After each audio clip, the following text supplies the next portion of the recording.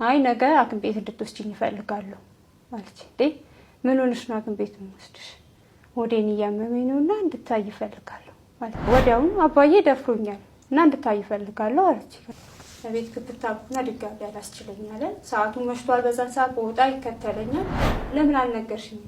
እገድላታለሁ እናትሽን ገድዬ አንቺን ገድዬ ከዛ ትንሿ ልጅ ለመንግስት ሰጣታለሁ። ተጠብቃት አደርኩኝ። እንቅልፍ ሳልተኛ ሌሊቱን ረዘመ። ከዛ እሷ ጋር ገብቼ ነው በቃ በሰዓቱ ላይ ወይ አልጮክ ወይ ምን አላልኩም።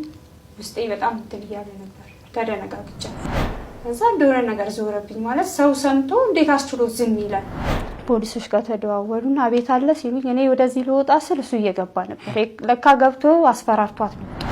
እኔ ከወጣው በኋላ ተመልሶ ቤት ገብቶ ለማንም ትናገሪና ብሎ አስፈራርቷት ነው። ወጥቶ ስል እውነትም ፖሊስ ምናምን ተዘጋጅቷል በፓትሮል።